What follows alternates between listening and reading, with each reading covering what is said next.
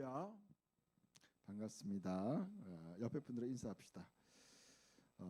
올해 하나님이 당신을 귀하게 사용할 줄 믿습니다. 올해 하나님이 당신을 귀하게 사용할 줄 믿습니다. 아멘.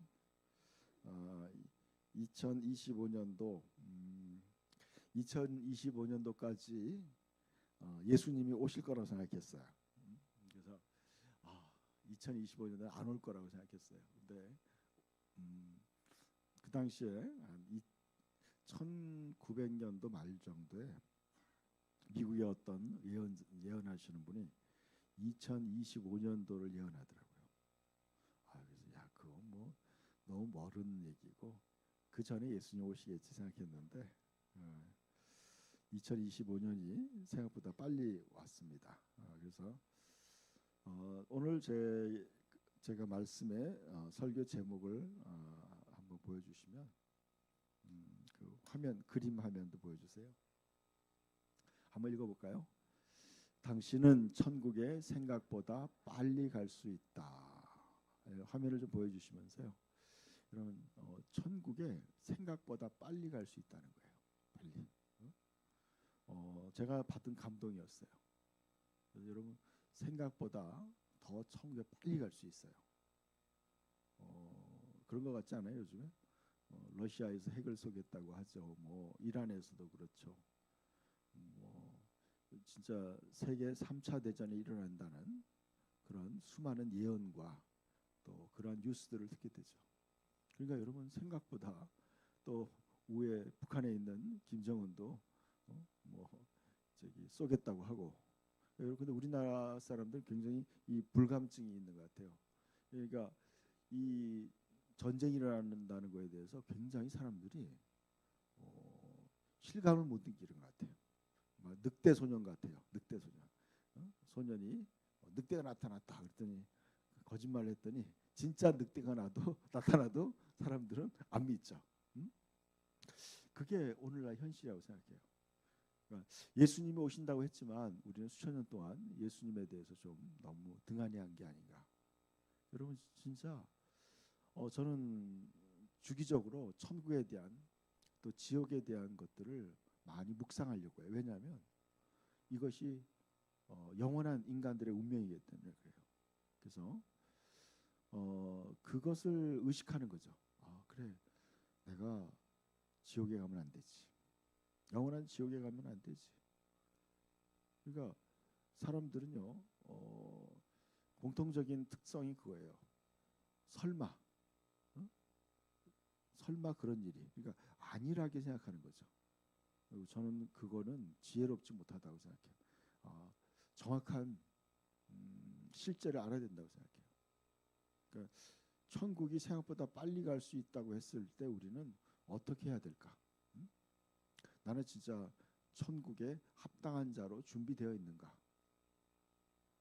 여러분, 요즘에 이제 취직하는 사람들, 젊은 청년들이 직장을 취업하기 위해서 굉장히 준비 많이 하죠. 그래서 합격하려고. 저는 천국도 마찬가지라고 생각해요. 예수님이 말씀했어요. 천국도 들어가기를 사모해도 많은 사람이 못 들어가는 사람이 많다고 그랬어요. 그렇게 봤을 때 우리는 굉장히 생각보다 빨리 천국에 갈 수 있다고 생각했을 때 굉장히 신경을 써야 돼요, 여러분. 특별히 여러분 2025년도 저는요 얼마 안 남았다고 생각해요. 진짜 그렇게 믿어요. 그래서 정말 특별히 올 해가 들었으면서 굉장히 이제 세계 3차 대전, 대환란 그리고 예수님의 재림 이것이 너무 긴박했다는 거죠. 그래서 어떻게 준비할 것인가? 환란이 이제 대환란이 시작되면 우리에게 표를 받으라고 강요할 거예요. 그건 사실이에요, 여러분. 팩트예요, 이거는. 여러분이 이제 정부에서는 맨 처음에 호의적으로 광고를 할 거예요. 표를 받아야 된다. 근데 우리가 받는 옛날 코로나 때 받는 그런 게 아니에요. 이제는 훨씬 업그레이드 돼가지고 정말 이게 두 가지 단계로 온다는 거예요. 처음에는 그게 약간의 완전한 666의 기능을 하는 게 아닐 수 있다는 거예요. 처음에는. 그러나 그것이 다음 단계로 이제 2차, 우리 옛날 2차 접종이 있는 거 있죠. 이 표를 받는 것도요. 칩을 이렇게 받을 거예요. 그럼 이 칩이 또 업그레이드 돼가지고 완전 통제가 되는 칩으로 변환될 수 있다는 거예요. 사람들이 이제 그 칩을 받아야 직장 생활도 하고 학교도 가고 아이들도 유치원도 보내는 거예요. 그러니까 그 칩을 안 받은 사람은 이제 모든 기관에서 안 받아주는 거죠. 그러면 여러분 여기 있는 분들 성도들 중에서 야 나는 안 받겠다. 그러면 어떻게 돼요? 당장 먹고 살 일이 막연하잖아요. 그런데 그래도 믿음을 지킬 수 있느냐? 그냥 냉정하게 생각해 보세요. 몇 프로나 믿음을 지키느냐? 코로나 때 저희 교회 집사님, 안수 집사님이 있는데 그 부인이 신세계백화점에 근무하는 직원이었어요. 근데 신세계백화점에서 어떤 연락이 왔냐면 가족 중에 교회 가는 사람이 있으면 안 된다. 그게 공문이 날려온 거야. 그래서 이거 우리 교회 집사님이 부인이 가지 말라고 해서 교회를 안 나오는 거야. 안수 집사님이. 부인이 회사에 잘릴까 봐. 이게 현실이에요, 여러분. 그러니까 내가 불이익 당하는 것도 불이익이지만 가족, 자기 부인이 회사에서 그만둔다고 하니까 자기도 안 나오는 거예요. 제가 느꼈어요. 야, 이 정도 믿음이었나? 이 정도 믿음이었나? 제가 충격받았어요. 야, 이거밖에 안 되나? 여러분 이게 막상요. 현실적인 실제적인 먹고 사는 문제에 부딪히니까요. 많은 사람들이 굴복한다는 거예요. 그 당시에도요. 많은 오늘 어제인가 이제 친구 목사님하고 통화하다 보니까 코로나 때 교인들이 많이 그만뒀다는 거예요. 교사들이 있고 뭐 그런데 주일날 교회를 안 나오는 거야. 교사들이 그 압력을 가하는 거야. 또 구청에서 감시가 나오는 거야. 그러니까 그걸 견디다 못해서 성도도 괴롭고 목사님도 괴로우니까 그냥 교회를 문을 닫아버린 거예요. 여러분 이게 현실이에요, 여러분. 여러분 근데 이제 환란에 다가올 때 그 666이라는 건 지금 우리가 지금 겪는 그 정도보다 더 강력한 거예요. 이거 완전히 이제 진짜 성경이 말한 대로 물건을 살 수 없어. 그리고 직장도 갈 수 없는 거예요. 그러면서 우리는 자급자족해야 되는 거예요. 그러니까 예수 믿는다는 것 때문에 우리는 숨어서 진짜 북한에 있는 성도들이 숨어서 믿음을 지킨 것처럼 우리도 그렇게 믿음을 지켜야 될 수 있다는 거죠.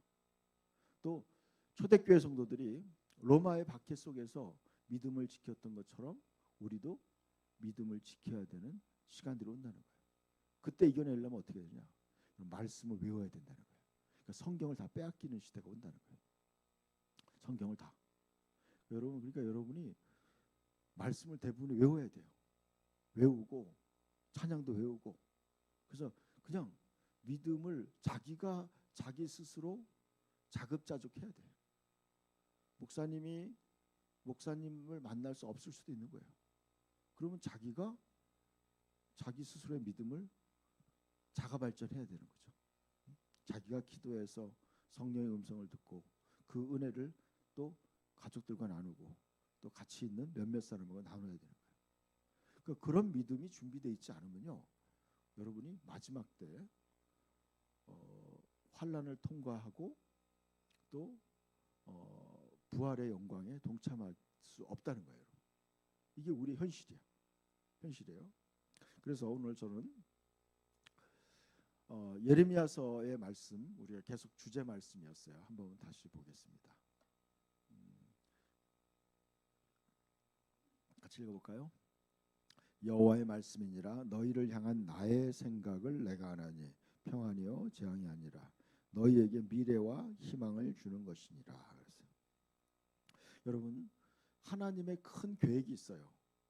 그 계획의 흐름을 여러분 이해해야 돼. 그 계획 속에서 나의 계획을 맞춰야 되는 거예요. 지금 하나님의 큰 계획은 이 세상은 심판으로 들어가고 있어요. 그런데 자기는 이 세상에서 평생 행복하고 안락하게 살 거라고 자기가 계획을 세우는 거야. 그럼 이 계획이 안 맞는 거예요. 여러분. 이거 어리석은 거야. 여러분, 전쟁이 일어나는데 자기는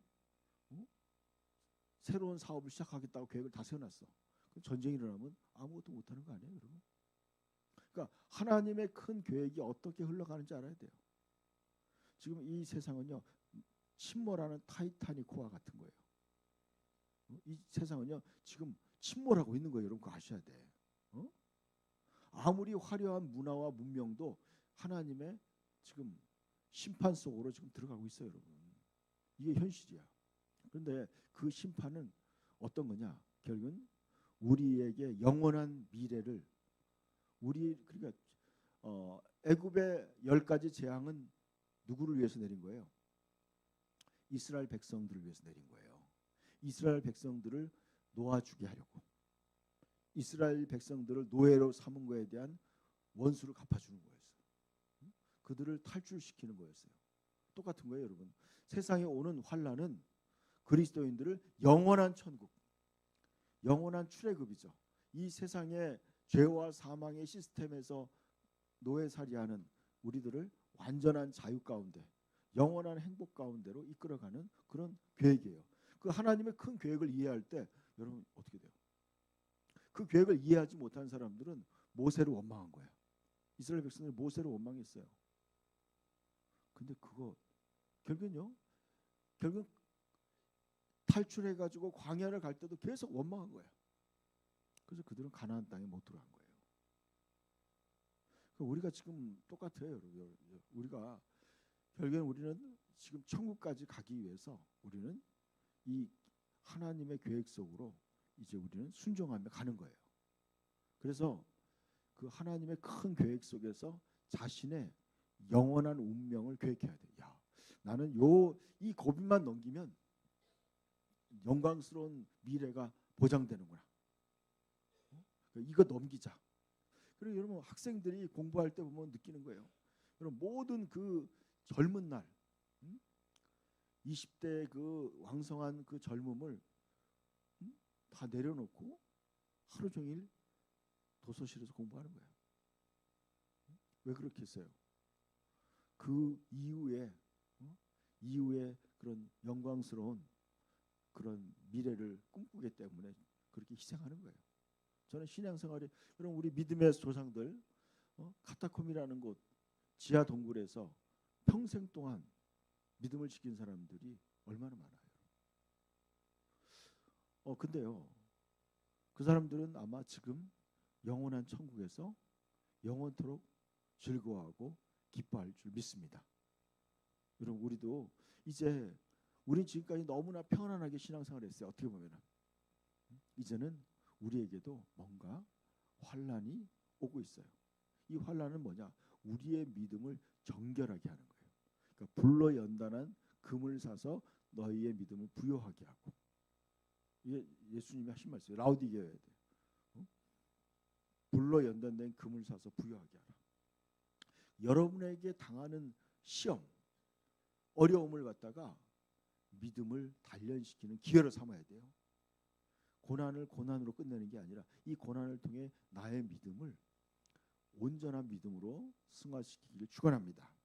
자, 그래서 오늘 저는 지난번에 이어서 어제 이어서 지금 어디까지 와 있는지 다시 한번 우리 도표를 보면서 말씀드리려고 해요.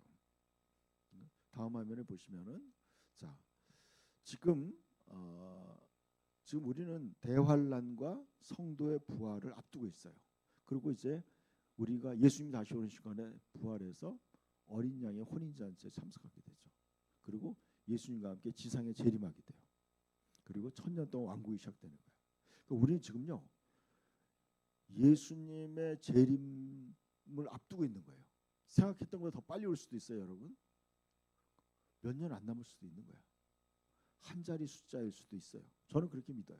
한 자리 숫자일 수 있는 거야. 그러니까 금방 천년왕국에 들어가는 거예요, 여러분.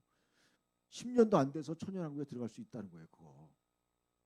그렇게 생각하면요, 우리는요, 야, 우리 이거 지금 준비해야 되는 거예요.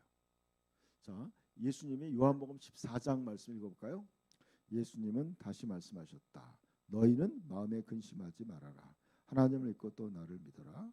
내 아버지 집에 있을 것이 많다. 그렇지 않으면 내가 너희에게 말해 주었을 것이다.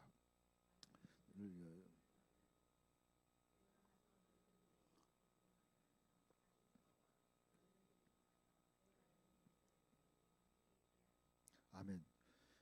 예수님께서 내가 가서 너희를 위하여 있을 곳을 마련하면, 예수님이 우리를 위해서 영원한 우리의 거처를 예비하면, 있을 곳을 마련하면 다시 와서, 그러니까 예수님이 지금 다시 오는 그 순간이에요, 여러분. 계속 예수님 얘기했죠. 왕위를 받아가지고 온다 그런 거야. 예수님이 다시 오는 순간이야. 그래서 열처녀에 비유해서 보면은 신랑이 다시 오는 거죠. 다시 와서 어떻게 돼요? 너희를 데리고 가서, 예수님이 지금 우리를 데려가기 위해 오신다는 거예요, 여러분. 지금. 근데 그래서 예수님이 내가 있는 곳에 너희도 함께 있게 하겠다. 예수님이 계시는 그 하나님의 집, 영원한 천국에 우리도 데려가겠다는 거예요. 그리고 여러분, 어떻게 보면 우리의 신앙의 가장 지금 어떻게 보면 최고의 순간이 이제 몇 년 안 남은 거예요. 솔직히 얘기해서 안 남은 거야. 그래서 저는 너무 기대가 돼요. 이제 야, 이거 이제 이러다가 이제 우리가 제가 이제 몇 년 전에 하나님이 저에게 새벽 기도하는데 말씀을 주시더라고요. 그때 창세기에 보면요, 에녹이 죽음을 보지 않고 하늘로 올라갔다, 그런 말씀이 있죠. 근데 그 말씀을 읽는데 성령님이 그래요. 너도 너가 살아있는 시대에 내가 올 거다, 그렇게 말씀하는 거예요. 예? 우리가 살아있는 시대, 우리가 살아있는 이 시대에 예수님이 오실 거라는 거예요. 이거는 저의 얘기만이 아니에요, 여러분. 이 수많은 모든 목사님들의 공통적인 견해야. 우리가 살아있는 시대에 예수님이 오신다는 거예요. 그렇다면 여러분, 신중하게 고민해야 돼. 야, 내가 예수님 오셨을 때 진짜 예수님이 나를 데려갈 것인가? 그리고 나는 예수님 앞에 섰을 때 착하고 충성된 종으로 인정받을 수 있을 것인가? 심각하게 고민해야 돼요, 이거. 그래서 여러분의 신앙을 하나님 앞에서 그냥 객관화시켜야 돼요. 하나님이 보시기에 나는 진짜 살아있는 믿음을 가지고 있는가? 나는 열매 맺은 믿음을 가지고 있는가? 나는 무엇을 주님 앞에 열매를 보여줄 것인가? 나는 몇 문화를 남겼는가? 여러분, 저 어저께 문화가 뭐라고 그랬어요? 문화가 제자 삼는 거라고 했죠. 제자. 여러분, 제자를 몇 명이나 키우셨어요? 별로 없죠. 거의. 제자를. 여러분, 거기까지 생각 안 했잖아요. 그러니까 우리의 신앙은요, 굉장히 낮은 수준의 신앙을 생각하는 거야. 그러니까 예수님의 기대치는 우리가 제자를 삼으라고 했어요. 근데 우리는 이때까지 제자가 돼야 되나 말아야 되느냐, 제자가 되는 것도 도전을 별로 안 한 거예요. 그러니까 여러분, 우리가 어떻게 보면요, 신앙생활을 굉장히 주님의 판단, 주님의 기준이 아니라 그냥 세상 사람들, 그냥 썬데이 크리스찬이죠. 그냥 자리만 채우는 크리스찬의 그런 믿음을 가지고 천국 가겠다고 들떠 있는 거야. 그러니까 동상이몽이에요. 우리가 같이 있지만은 생각이 다른 거야. 예수님의 생각은요, 여러분이 어떻게 돼요? 때가 오래되었으므로 마땅히 너희가 선생이 되어야 할 텐데, 여러분이 선생이 되어야 되는 거예요. 제자를 삼아야 되는 거야, 여러분. 제자가 삼으려면 어떻게 해야 돼요? 여러분이 제자가 되어야 돼요. 그러니까 예수님은요, 예수님의 전생에는 제자 삼는 거에 집중한 거예요. 전도하고 나머지 제자 삼는 거에 올인한 거예요. 그러니까 여러분도요 마찬가지예요. 제자가 되는데 집중해야 돼요. 제자가 되는데 집중해야 돼요. 그 다음에 제자가 되고 난 다음에 이제 제자를 삼는 일에 집중해야 되죠. 그래서 예수님이 왔을 때 평가의 기준이 그거예요. 네가 몇 명이나 몇 명이나 제자를 삼았느냐, 몇 명이나 열매를 맺었느냐. 열매라는 건 뭐예요? 열매는 바로 씨앗이에요. 그 열매가 또 다른 열매를 맺을 수 있어야 되는 거예요. 그러니까 영적인 어린아이가 아니에요. 영적인 제자를 삼을 수 있는 제자를 키워야 돼요. 그러니까 여러분, 이 신앙생활이 그냥 시간이 지난다고 되는 게 아니더라고. 여러분이 열심히 제자가 되고 제자를 삼기 위해서 노력해서 열매를 맺어야 돼. 그렇지 않은 거는요, 열매 없는 나무가 되는 거야. 포도나무에 열매가 없는 거예요. 무화과에 열매가 없는 거야. 그냥 잎만 무성한 거예요. 제가 가리키는 이제 그 제자가 있어요. 제자 이제 열심히 있는 신앙인이에요. 그 제가 이제 그 집에 신방을 가는데 하나님이 저에게 환상을 보여주는 거예요. 제가 이제 환상을 자주 보지는 않는데 나무를 보여준 거예요. 나무는 굉장히 오래됐고 튼튼해요. 근데 보니까 열매가 없는 거예요. 굉장히 열심히 신앙생활하는 청년이에요. 열매가 없어. 충격이에요. 그러니까 오늘날 열심히 있는 신앙인이라고 하지만 제대로 된 제자를 하나도 못 삼은 거예요. 그냥 교회만 열심히 다니는 거예요. 그러니까 자기 믿음만 유지하는 정도인 거예요, 여러분. 이게 우리의 모습 아니에요? 솔직하게 자기 믿음 하나 유지하기도 바쁜 거야. 열매를 맺지를 못하는 거예요, 여러분. 이게 현실이야. 이게 현실이에요. 그러니까 여러분, 그런 상태에 예수님이 오신다고 생각해 보세요. 그러면요, 심각한 문제예요, 이거. 그래서 오늘 저는 이런 상황에서 우리가 어떻게 해야 되는가 한번 생각해 봤어요. 여러분, 지금 우리는 이제 마지막, 이제는 더 이상 기회가 없어요, 여러분. 예수님이 환란에 들어가면요, 더 이상 우리는 전도도 안 되는 거예요. 아셔야 돼. 그때는 이제 우리는 이제 666표 안 받으려고 도망 다니기에 바쁘고 자기 믿음 유지하기도 바쁜 거지. 그때서 뭐 전도하는 거 안 되는 거예요, 여러분. 이제는 그냥 그때는 자기 믿음을 유지해서 끝까지 믿음을 지키다가 부활하거나 아니면 순교하는 수밖에 없어. 그러니까 지금 우리가 준비하고 열매 맺을 수 있는 지금 마지막 순간이에요, 여러분. 마지막, 어떻게 보면 2025년도가 우리 인생의 마지막 몇 년 안 남은 그 시간 중에 그 시간이에요. 여러분, 그러니까 올 한 해 동안 여러분이 완전히 변화돼야 돼요. 아까 목사님하고도 저녁 먹으면서 그런 얘기했어요. 정말 성도들을 훈련해야 되겠다. 제자로 삼아야 되겠다. 그 말씀하시더라고요. 여러분, 그게 우리가 여러분, 목사님들이 성도들에게 가장 해줄 수 있는 게 바로 그거예요. 그를 예수님 다시 오실 때까지 열매 맺을 수 있는 그런 가지로 세워주는 거예요. 그게 목회자의 해야 될 일인 거예요. 오늘 저는 이제 예수님이 오시면은 어떻게 되는지 한번, 우리는 영원한 천국에 대해서 한번 말씀을 찾아봤어요. 천국에서의 생활, 천국의 수도가 이름이 뭐예요? 천국의 수도가 새 예루살렘 성이에요. 자, 요한계시록 21장을 같이 한번 읽어봅시다. 또 내가 새 하늘과 새 땅을 보니 처음 하늘과 처음 땅이 없어졌고 바다도 다시 있지 않더라. 또 내가 보매 새 예루살렘이 하나님께로부터 내려오니 그 준비한 것이 신부가 남편을 위하여 단장한 것 같더라.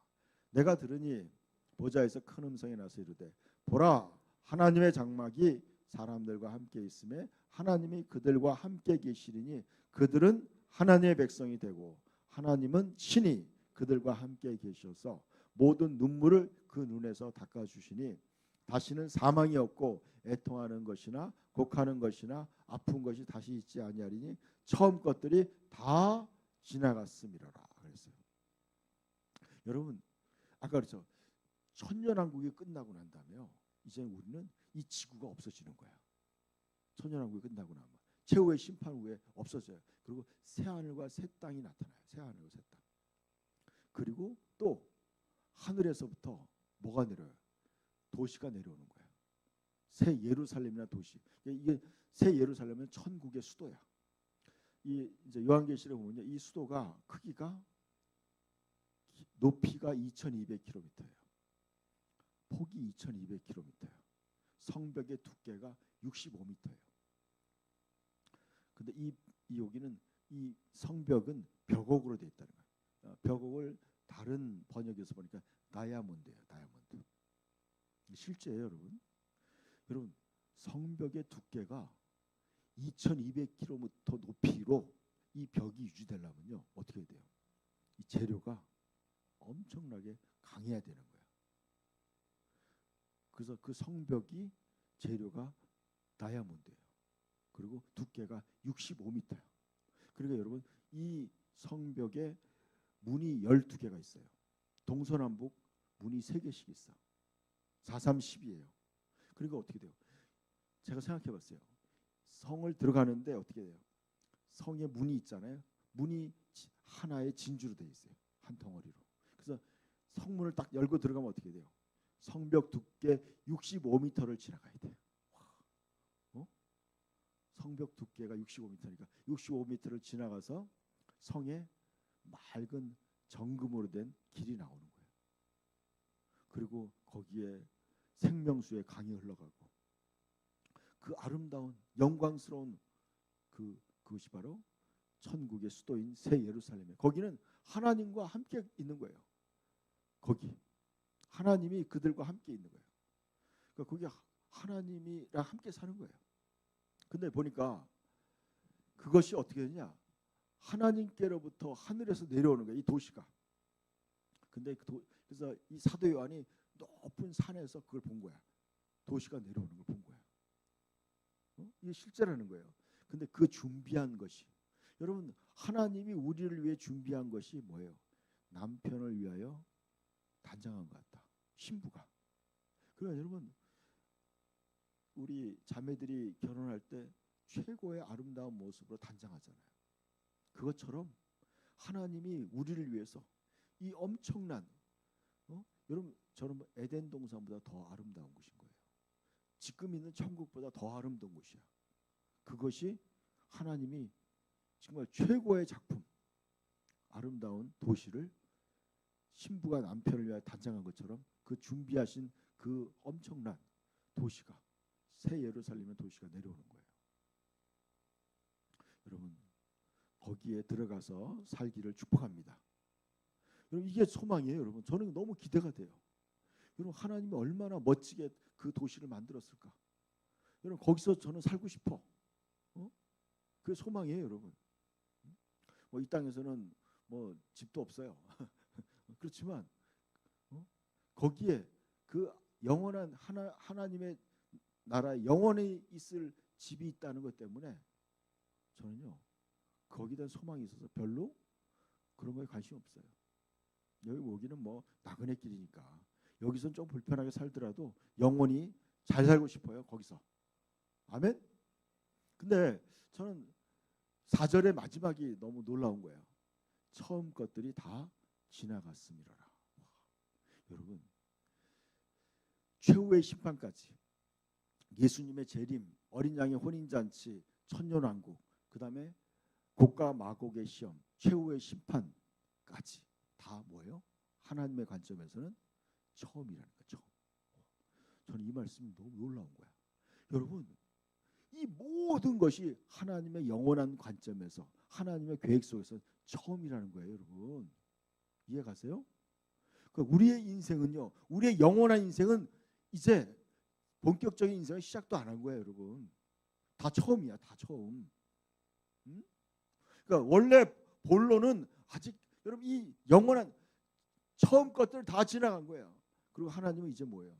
영원한 이들과 함께, 그러니까 사탄을 다 불못에 던지고 또 믿지 않는 자도 다 불못에 던지는 거예요. 생명책에 기록되지 않은 자는 다 불못에 던지는 거예요. 그리고 이제 진짜 하나님의 영원한 세계가 시작되는 거예요. 여러분 여기가 하나님이 원래 꿈꾸어온 진정한 천국이고 하나님 나라예요. 그래서 예수님과 함께 왕노릇하는 거예요. 영원토록. 이런 영광스러운 미래가 우리를 위해 계획된 거예요, 여러분. 저는 이걸 깨달으니까요. 솔직히 여러분 뭐 세상에 출세하고 싶은 사람 별로 없어요. 저도 뭐 그런 기회가 많이 있었어요. 그렇지만 천국의 가치를 발견하니까요. 그걸 사고 싶은 거야. 이 천국을 소유하고 싶은 거예요. 내가 천국 시민이 되어서 영원히 하나님의 집에서 같이 살고 싶은 거야. 이게 우리의 소망이 될 줄 믿습니다.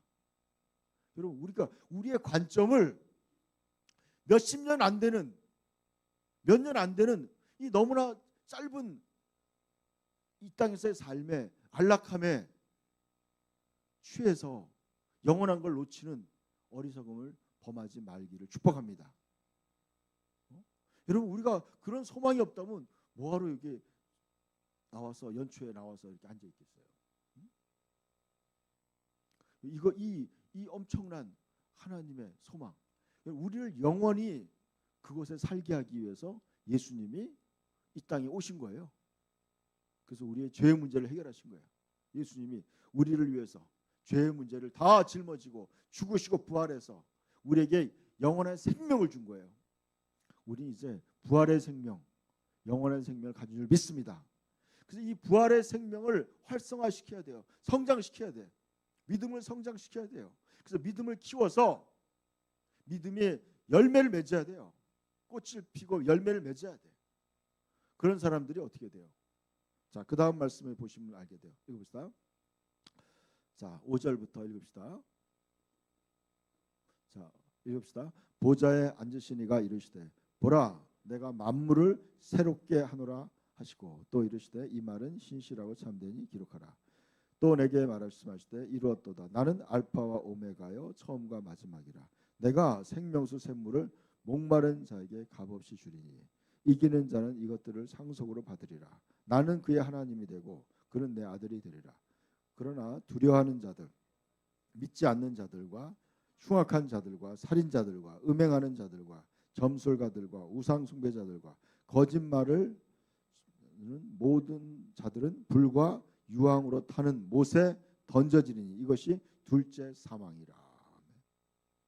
여러분 하나님이 말씀하는 거 친히 하나님 아버지가 보라 내가 만물을 새롭게 하노라. 여러분 우리가 지금 살고 있는 세계도 뭐 아름답다고 뭐 세계 여행 간다는 거. 여러분 제가 천국을 바라보니까요. 천국을 상상하니까 그런 거 아무 관심 없어요. 어디 좋다고 그런 데 다니지 않아요. 그런 관광 다니고 그런 거 시간 아깝더라고. 여러분 이 지구는 다 오염된 거예요. 그러나 하나님 뭐예요?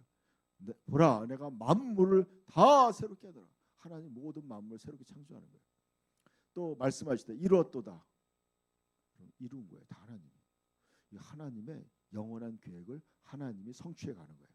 그러니까 우리는요 하나님의 계획에 동참해야 되는 거예요, 여러분. 자신의 작은 야망을 내려놓고 하나님의 위대한 계획에 여러분이 동참하기를 축원합니다. 믿음 생활이 바로 그거예요. 아브라함이 본토 친척 아버지의 집을 떠나서 하나님의 말씀이 지시하는 곳으로 가는 것이 바로 믿음 생활이에요. 하나님의 계획 속에 들어가는 거예요.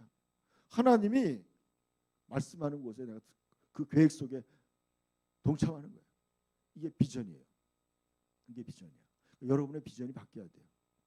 하나님의 비전이 여러분을 향한 하나님의 큰 계획 속에 그 계획이 나의 계획으로 받아들여져야 돼요. 그게 바로 믿음 생활이죠. 하나님이 가나안 땅에 가자고 하면은 가나안 땅에 가야 되는 거예요. 근데 이스라엘 백성들은 뭐예요? 조금 힘들다고 어디로 가자고 그래요?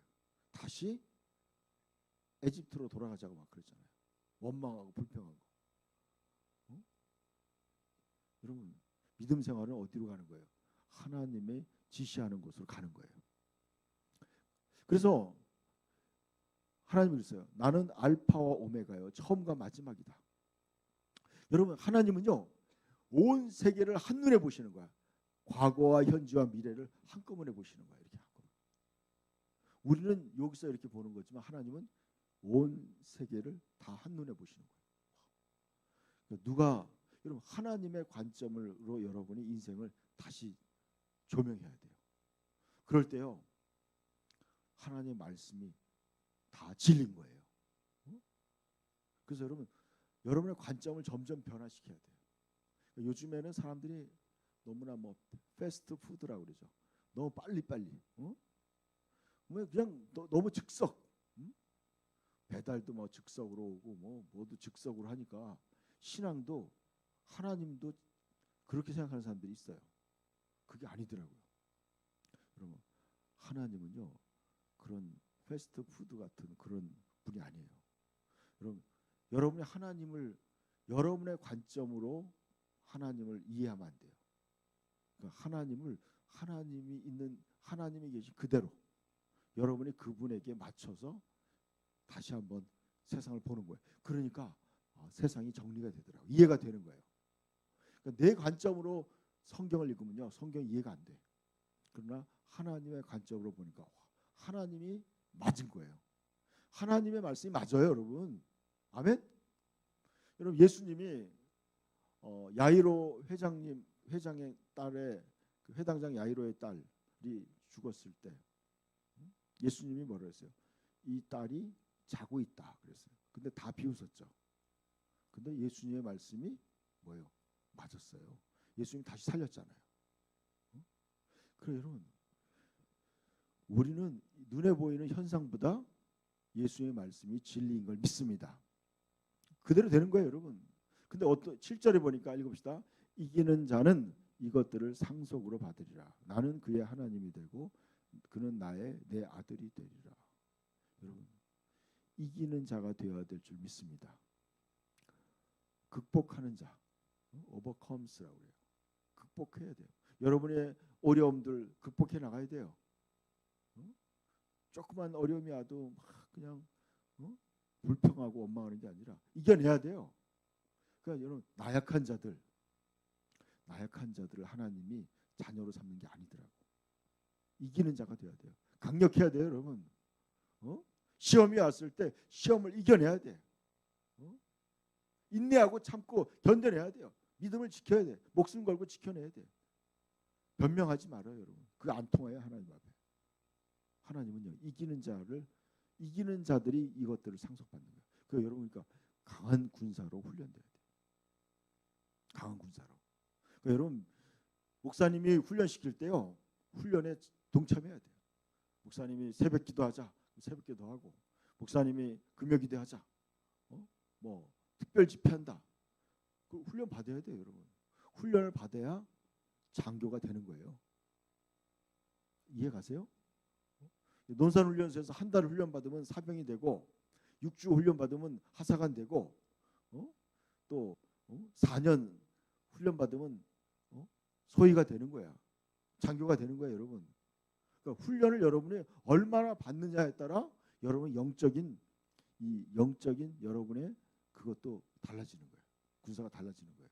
그러니까 여러분, 새해는요, 여러분 자신이 여러분이 하나님 앞에 훈련 받아야 돼요. 목사님이 훈련 받자고 하자면은 자원하는 거야. 목사님, 나 훈련 받고 싶습니다. 그 시간을 내는 거야. 먼저 그의 나라와 그의 의를 구하는 거예요. 그래서 여러분, 예수님이 제자들이 불렀죠. 예수님이 너는 나를 따르라. 그랬더니 그들이 다 버려두고 예수님을 따른 거예요. 그래서 그들은요, 인류 역사상 가장 성공한 사람들이 된 거예요. 그 저 인류 역사에 가장 성공한 사람들이 누구예요? 예수님의 제자들이더라고. 아멘이 나와야 되는데. 아멘. 여러분, 예수님의 제자가 되는 가장 영광스러운 거예요. 열매를 많이 맺으면 너희가 내 제자가 되고, 딱 나와 있어요. 요한복음 15장에. 그러니까 열매 맺지 못하면 제자가 아닌 거야. 죄송하지만 이해 가세요? 여러분이요 제자를 낳을 수 있어야 제자가 되는 거야. 그러니까 뭐 가지를 뻗어서 가지에서 또 가지를 뻗어야 돼. 가지에서. 그래서 또 열매를 맺는 거야. 그러니까 여러분이 제자를 낳고 그 제자가 또 제자를 낳아야 돼. 그래서 2대, 3대, 4대가 돼야 돼. 그래서 디모데후서 2장에 내가 너에게 가르친 것을 충성된 자들을 가르치라. 그리하면 그들이 또 다른 사람들을 가르칠 수 있으리라. 이게 바로 주님의 명령이에요. 여러분이 매일 평생 뭐 제자만 되는 게 아니라 이제는 제자를 낳는 제자가 돼야 돼요. 아멘. 그래서 여러분 그래야지 예수님 앞에 갔을 때 나는 이 모든 시험을 이겨내고 나는 제자를 삼았습니다. 구원했습니다. 그러면 어떻게 돼요? 예수님이 작은 일에 충성하였으니 내가 너에게 많은 것을 맡기리니 10골의 권세를 차지하라. 또 내 주인의 즐거움에 참여하라. 그렇게 되는 줄 믿습니다. 그것들이 어디예요? 이것들을 상속으로 받는 거예요. 이 영원한 하나님 창조하신 하나님이 너무나 정말 심혈을 기울여서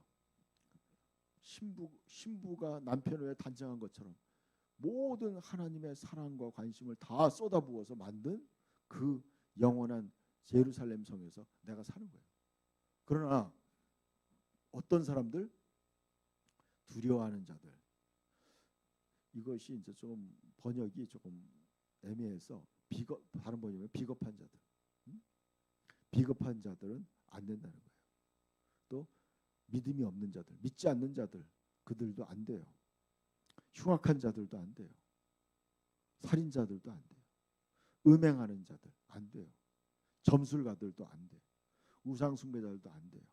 거짓말하는 모든 자들은 다 안 된다는 거예요. 여러분 다 이들 안 되는 거예요, 여러분. 그러니까 여러분 예수 믿고 똑바로 안 믿는 거 다 걸러내요. 다 못된 고기들 다 불못불에 지옥불에 딱 들어가는 거예요. 영원한 불과 유황으로 거기에 던져버리는 거예요. 영원한 운명이요. 여러분 불과 유황은요 영원토록 익숙하지 않는 냄새야.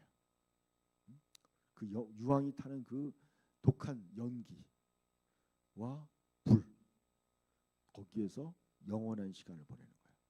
상상해 보세요.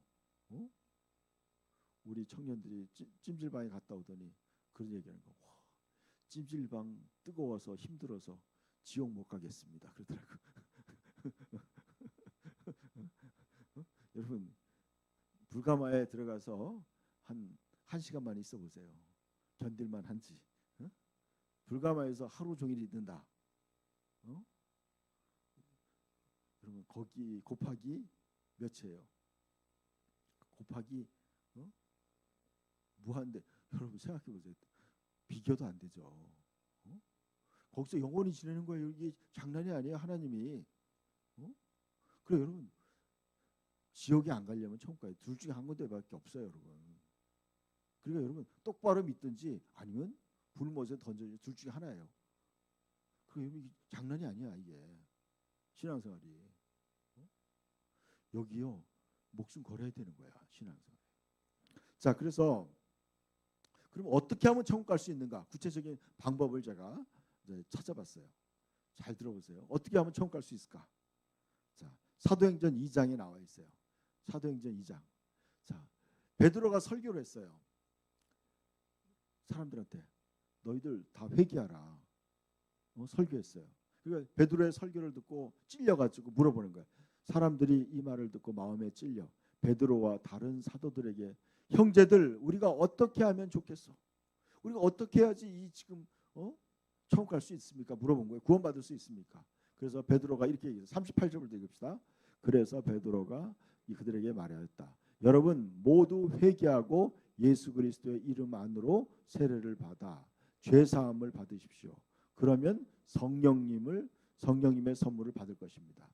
이 약속은 여러분과 여러분의 자녀들과 주 우리 하나님이 부르신 멀리 있는 모든 사람들이 하신 것입니다. 이 밖에도 베드로는 많은 말로 증거하며 그들에게 이 타락한 세대에서 구원을 받으라고 권면하였다. 보세요. 여러분 우리가 사는 세상은 뭐예요? 타락한 시대예요, 여러분.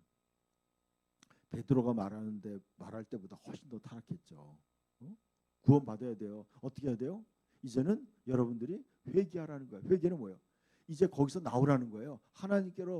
회개는 하나님을 향해서 돌아가는 게 회개예요. 하나님께로 돌아가야 돼. 집중해야 돼요. 회개하고 예수 그리스도의 이름으로. 이름이라는 말이 이제 원어로 보니까 이름으로가 아니라 이름 안으로예요. 안에 들어간다는 거예요. 우리가 예수님의 이름 안으로 들어가는 거예요. 우리의 정체성이 뭐예요? 예수님 안에서 발견돼야 돼요. 여러분 그리스도야 누구든지 그리스도 안에 있으면 그다음에 뭐예요? 새로운 피조물이라 이전 것은 지나갔으니 보라 새 것이 되었도다. 여러분 그리스도 안에 들어가야 돼요. 여러분의 삶 전체가 그리스도의 이름 안으로 들어가야 돼요. 여러분이 없어지는 거예요. 전부 다 우리 죄인된 나의 옛 본성이 다 없어지는 거예요. 예수님 이름 안으로 들어가는 세례는 뭐예요?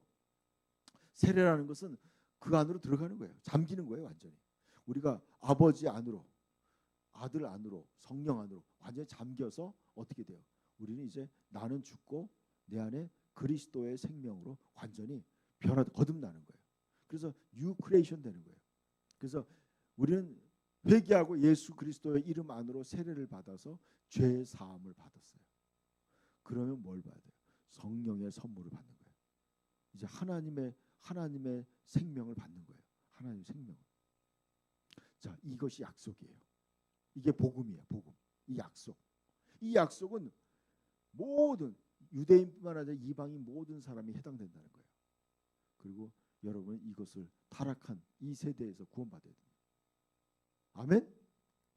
이 진정한 의미를 깨달아야 돼요. 여러분 교회를 나오는데 그냥 몸만 나오는 게 아니에요. 여러분 진짜 이제 뭐예요? 예수님 안으로 완전히 들어가야 돼요. 그래서 내 안에서 그리스도가 살아야 돼요. 이번에 우리 송구영 신 예배 때 우리 청년 27살 된 우리 청년이 기도 제목을 이렇게 제가 기도해 주는데 기도 제목을 가져왔어요. 갈라디아서 2장을 딱 이제는 내가 사는 것이 아니라 내 안에 그리스도가 살게 해 주시옵소서. 이런 기도 제목을 막 낸 거예요. 충격 받았어요. 옛날에 얼마나 속을 새겼는지. 이제 아침에 이제 우리 전도사님이 차량 운행을 하는데 전화를 겨우 통화를 해가지고 나갈게요 그러고 기다리니까 안 나와. 자고 있는 거야. 그래서 허탕치고 돌아오고 뭐 일주일 한 달에 한 적어도 2번 이상은 갔다가 그냥 허탕치고 돌아오고 그랬어요. 근데 이제는 완전히 변해서 막 전도도 하고 막 잘해. 그래서 이제는 그리스도의 내가 사는 것이 아니라 내 안에 그리스도가 살게 해달라고 고백하는 거예요. 그렇게 되기를 축원합니다. 그 완전 그리스도가 사는 거예요. 이제는 내가 그리스도 안에서 나를 발견하는 거죠. 그래서 이제 내가 그리스도의 지체로 살아가는 거예요. 그리스도의 가지로 사는 거예요. 가지가 영어로 뭐죠? 브랜치라고 해요. 브랜치. 지점이에요. 지점. 여러분이 예수님의 지점인 줄 믿습니다. 예수님 본점이고 여러분 지점이에요. 성령으로 말미암아 여러분이 예수님의 지점이 된 거야. 인천 지점. 아멘? 여러분 지점이에요. 이게 여러분의 기업이야. 여러분이 지금 영원한 기업을 지금 1인 경영을 하고 있는 거예요. 지금 경영하고 있어. 성령님과 함께. 여러분 기업을 확장시켜야지 이게 영원한 기업이 되는 거야. 이게 10거울이 되고 5거울이 되는 거예요. 여러분 이게 지금 예수님의 지점이 되는 거예요. 자, 그래 여러분 이 타락한 세대 구원을 받으라 그랬어요. 자, 그 다음이 중요해요. 자, 41절. 자, 읽읍시다. 시작. 그때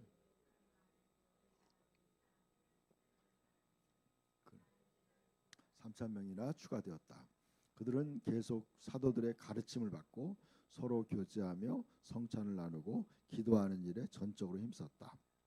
그들은 한 마음으로 날마다 성전에 모이려 힘쓰고 집집마다 돌아가면서 성찬을 나누고 기쁨과 진실한 마음으로 함께 식사하며 하나님을 찬양하고 모든 사람에게 칭찬을 받았다. 그리고 주님께서도 구원받는 사람이 날마다 더해지게 하셨다. 아멘. 여러분 41절에 제가 딱 뭔가 포인트를 줬죠. 여러분 교인이 아니라 뭐예요? 제자라는 거예요. 딱 나와 있죠. 제자. 그날의 제자의 수가. 여러분 교인이 아니에요. 여러분 뭐가 돼야 돼요? 제자가 돼야 되는 거야. 여러분 목표가 뭐예요? 제자가 되고 제자를 삼는 사람이 돼야 되는 거예요. 이게 목표예요, 여러분. 제자의 수가 3,000명이나 추가되었다는 거예요. 제자. 우리는 지금 좀 뭐가 잘못됐어. 교인이 되는 게 아니에요, 여러분. 교인은 교회 나오는 게 교인이죠. 제자는 뭐예요? 제자는 어떤 게 제자냐? 사도의 가르침을 받는 거예요. 목사님의 가르침을 잘 받아야 돼요. 가르침을. 목사님이 그 예수님의 제자들도 뭐예요? 계속 가르친 거예요. 예수님이 밤낮으로. 그 사도 바울도 밤낮으로 가르친 거예요. 날마다 어떻게 됐어요? 그들은 사도의 가르침을 받아야 돼요. 그 다음에 두 번째 뭐예요? 서로 교제해야 돼요. 예배 끝나면 바람과 함께 사라지는 사람도 있어요. 이 축도할 때 나가는 사람들, 그 사람들은요 조심해야 돼요. 뭐 어쩌다 한번 나갈 수는 있겠지. 그러나 성도들하고 교제하기 싫어하는 사람들, 그 잘못된 거예요. 이해가세요? 몸인데 우리는 몸의 지체예요. 손가락들이 안 붙어 있고 손가락이 그냥 여기 바닥에 왔다 갔다 하면 어떻게 그랬어요, 여러분? 손가락이 바닥에 그냥 있으면 기어다니면 어떻게 되겠어요? 얼마나 징그럽겠어요. 손가락은 어디에 붙어 있어야 돼요? 손에 붙어 있어야 의미가 있는 거예요. 팔은 어디에 붙어 있어야 돼요? 몸에 붙어 있어야지 의미가 있는 거예요, 여러분. 여러분 우리는 교제해야 돼. 여러분 교제할 때 이런 게 나타나는 거예요. 서로 발을 씻겨줘야 돼요. 발을 씻겨줘. 상대방의 허물을 그 허물을 볼 때 기도해 주는 거예요. 요한일서 5장에 형제가 죄를 짓는 걸 보거든 그를 위해서 기도하라 나와 있어요. 이게 지체예요, 여러분. 여러분 오른손이 더러운 똥이 묻었어요. 그런데 왼손이 어떻게 해요? 왼손이 어떻게 해야 돼요? 씻어줘야 되죠. 아멘. 이게 성도예요. 서로가 서로의 잘못과 허물을 보면 씻어주는 거예요. 하나님, 저들의 죄를 용서해 주십시오. 저들의 죄를 어디서 많이 들어본 기도죠. 누가 한 기도예요? 예수님이 한 기도고 스테반 집사가 한 기도야. 용서해 주옵소서. 손가락질을 하는 게 아니라 용서해 주옵소서 기도하는 거예요. 그래서 서로 뭐예요? 우리가 서로가 하나가 되는 거예요. 한 마음이 되는 거예요. 한 마음이 딱 나오네. 한 마음. 한 마음 교회가 여기서 나온 것 같아요. 한 마음 교회. 아멘. 한 마음이 되는 거야. 이럴 때 서로 막 한 마음이 되는 거예요. 한 마음이 되어서 뭐예요? 그래서 자, 제가 큰 글씨로 준 게 뭐냐면 이제 제자가 돼야 되고 가르침을 받아야 되고 서로 교제하고 또 성찬을 나눴어요. 예수님의 몸과 피를 먹고 마심으로 예수님과 하나가 되고 서로가 하나가 되는 거예요. 성찬을 나누고 또 기도했어요. 기도. 여러분 지금 이제 구체적으로 여러분 천국에 가려면 어떻게 해야 돼요? 자, 아까 세례를 받고 이제 이 돌아서야 돼. 세상에서 돌아서서 이제 여러분은 이제 계속 목사님의 가르침을 받아야 돼요. 그리고 여러분 서로 사랑의 교제를 나눠야 돼요. 그리고 서로 예수님의 몸과 피를 떡과 포도주를 마시면서 예수님의 생명을 또 전수받아야 돼. 그리고 또 기도하는 일에 전적으로 힘써야 돼. 그리고 날마다 성전에 모이기를 힘썼다. 제가요 청년 때 은혜 받으니까요 학교 가기 전에 교회가 들려. 그래서 기도하고 가고 또 집에 올 때 또 교회 가서 기도하고 오고. 요즘에 우리 교회 청년 중에서 뭐 툭하면 교회 와서 기도하고 있어. 교회 와서 뭐 공부도 하고. 그러니까 이게 은혜 받으면요 그냥 교회 가고 싶어. 성전 모이기를 힘쓰는 거예요. 그러니까 여러분이 지금 이런 이 지금 초대교회 성도들, 이 제자들의 라이프 스타일이 여러분의 삶이 돼야 돼. 그러니까 여러분이 지금 이제는 자꾸 뭐예요? 점점 더 예수님 중심으로 모이는 거예요. 이게 알곡이에요. 여러분 이게 여러분 옛날에 이게 키질이라는 거 있어요. 이제 나이 든 사람도 알 거예요. 이 곡식을 빻아가지고 키에다 놓고 이렇게 저어요. 그러면 어떻게 돼요? 날리면은 쭉정이는 바깥으로 날아가고 알곡들은 안으로 모이는 거예요. 여러분 이제 점점 더 여러분이 주님의 몸된 교회 안으로 모이기를 축원합니다.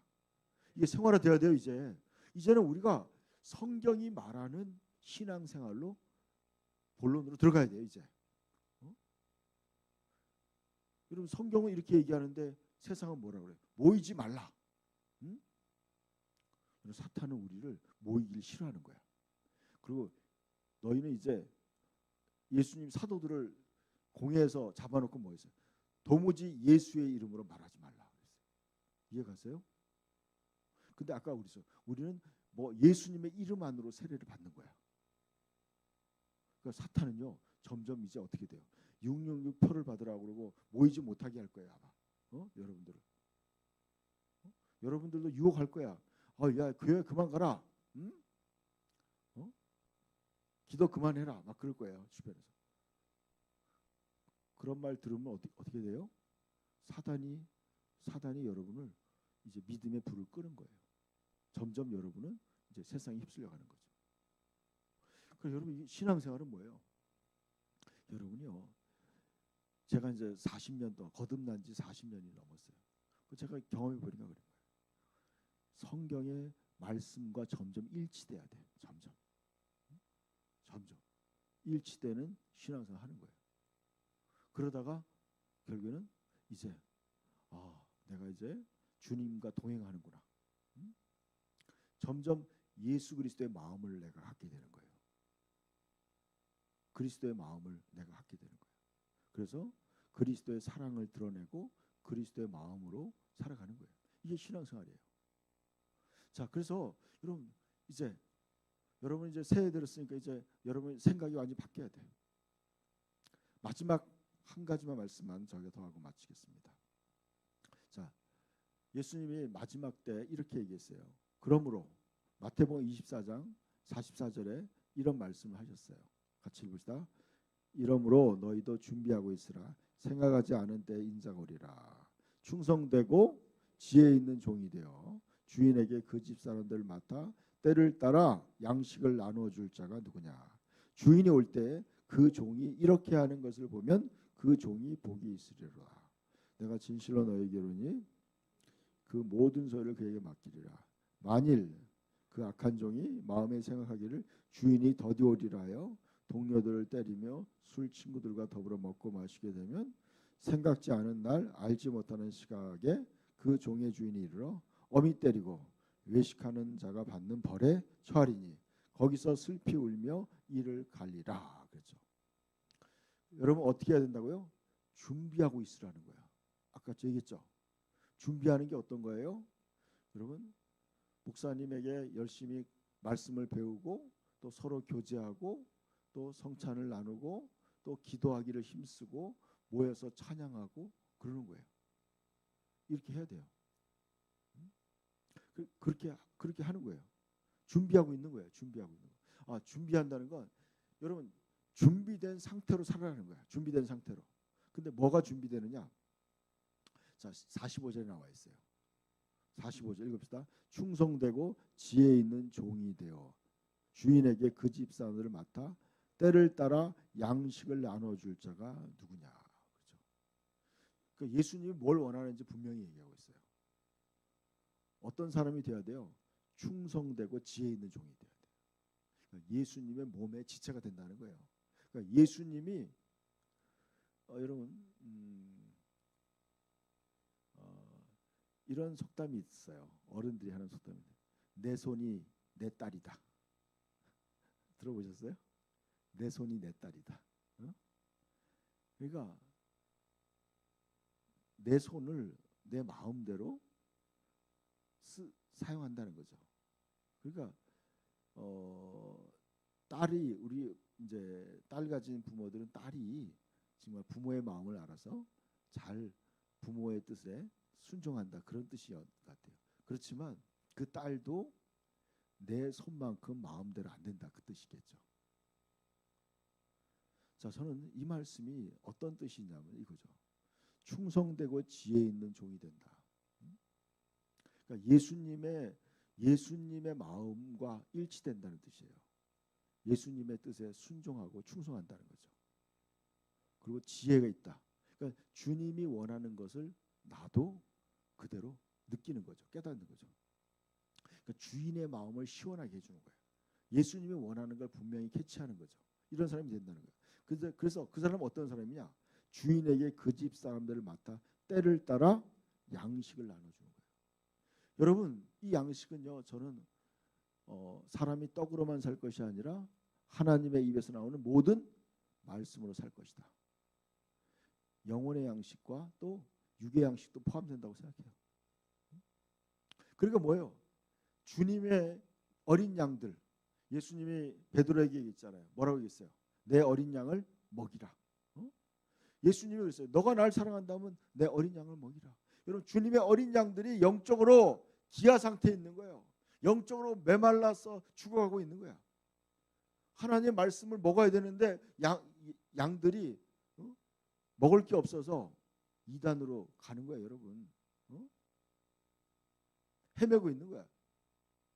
그러니까 하나님의 말씀을 먹일 자가 누구냐?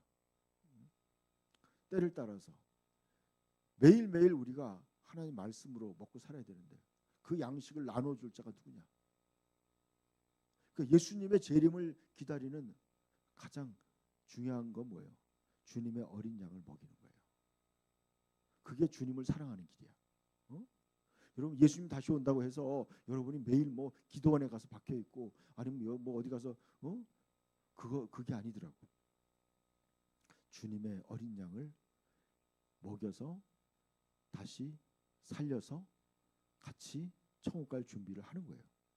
이게 예수님이 가장 원하는 거예요. 주인이 올 때 그 종이 이렇게 하는 것을 보면 그 종이 복이 있으리로다.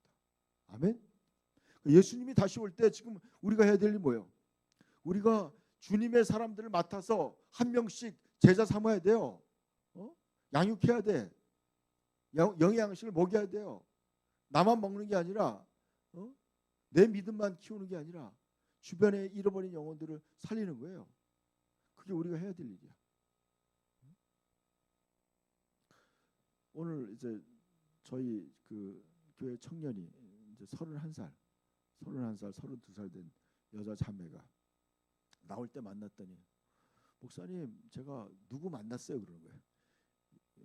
한 달 반 동안 안 나오는 어떤 자매가 있어요. 안 나오는 자매를 이 자매가 만나서 같이 식사를 했다는 거야. 나는 포기했어요. 워낙 뭐 전화도 안 받고 막 메시지 보내도 막 보지도 않고 차단해놓고 그래서 나는 포기했는데 이 자매가 그 자매를 만난 거야. 그래서 그 자매를 제자를 삼겠다고 만난 거더라고. 그래서 다 컸다. 응? 제가 얼마나 감동을 받았는지 보람을 느끼는 거예요. 그리고 뭐예요? 이제는 때를 따라서 그 잃어버린 양을 찾아서 이제는 그 영혼을 자기가 제자를 삼아서 영의 양식을 먹이겠다는 거예요. 응? 그렇게 하시길 축원합니다. 그렇게 해야죠. 매일 뭐 전도해 놓고 그게 아니에요. 이제는 전도해서 여러분이 키워야 돼요. 그래, 목사님은 여러분을 키우는 것이고 여러분들이 또 다른 세상 사람들을 키우는 거야. 이게 예수님의 방법이죠. 예수님은 사도들을 키웠고 사도들은 또 성도들을 키웠고 성도들은 또 다른 사람들을 충성돼서 제자를 삼은 거야. 이게 바로 예수님이 원하는 포도나무의 가지가 번성하는 방법이에요. 이게 바로 이 시스템에 들어가야 돼요. 여러분, 제자를 삼는 시스템에 들어가야지 그때야 비로소 어떻게 돼요? 여러분이 안정권에 들어가는 거더라고요. 그렇게 되면요, 내가 항상 내 안에서 그리스도가 흘러나가게 되고 그러니까 내가 항상 주님의 이런 그런 말 있죠. 젖을 내야지 젖이 나온다. 응? 엄마들이 그렇잖아요. 아이에게 젖을 먹이면 젖이 나오는 거야. 어? 그러니까 여러분이 뭐예요? 양식을 나눠줘야지 주님이 또 새로운 양식을 여러분에게 주는 거예요. 이게 매일 먹기만 해. 매일 먹기만 하니까 어떻게 돼요? 이게 흘려보내지 않으니까 이 비만이 되는 거예요. 영적인 비만이 되고 이게 잘못되는 거예요. 여러분이 누군가에게 이제 영적인 양식을 내보낸 자가 돼야 돼요. 이게 우리의 사명인 줄 믿습니다. 내가 진실로 너에게 이르노니 주인이 그의 모든 소유를 그에게 맡기리라. 아멘. 여러분 하나님의 나라를 그런 사람에게 준다는 거예요, 여러분. 그럼 여러분 어떻게 해야 되겠어요? 거기 출발점이 뭐예요? 제자가 되는 거였어요. 그럼 여러분 제일 은혜 받는 방법이 뭐예요? 제자가 되어서 열심히 배우는 거예요, 여러분. 제자가 돼야 돼. 그래서 여러분 올 한 해는 여러분이 이제 목사님과 함께 제자가 되어서 제자를 삼을 수 있는 사람. 그래서 여러분이 정말 이 예수님 다시 오실 때 주인이 올 때 그 종이 이렇게 하는 것을 보면 그러니까 여러분 예수님 왔는데 오랜만에 노래방에 가서 노래하다가 예수님 오시면 어떻겠어요? 얼마나 민망하겠어. 뭐 막년에 가지고 술 한잔 먹다가 예수님 온다 그러면 얼마나 민망하겠어요, 여러분. 집에서 드라마 보다가 예수님 만나면 얼마나 민망하겠어. 근데 여러분이 전도한 사람을 제자 훈련 시키다가 예수님 왔다. 그러면 그 종이 복이 있으리로다. 아멘. 여러분 이제 얼마 안 남았어요. 여러분 몇 명이나 제자 삼을 수 있을지 모르겠어요. 이제 여러분 1년에 한 사람씩만 제자 삼어도요. 그 제자가 또 제자를 삼는 거예요. 그렇게 하면 어떻게 돼요? 32년만 있으면 82억을 다 복음을 전할 수 있다는 거예요. 여러분 1년에 한 사람씩만 제대로 된 제자를 키우면요. 32년만 지나면 82억을 다 제자로 삼을 수 있다는 거예요. 예수님이 말씀한 게 그거였어요. 근데 우리는요. 그렇게 안 한 거야. 그래서 예수님이 안 오신 거예요, 여러분. 여러분이 이제는 제대로 된 신앙생활을 하시길 축원합니다.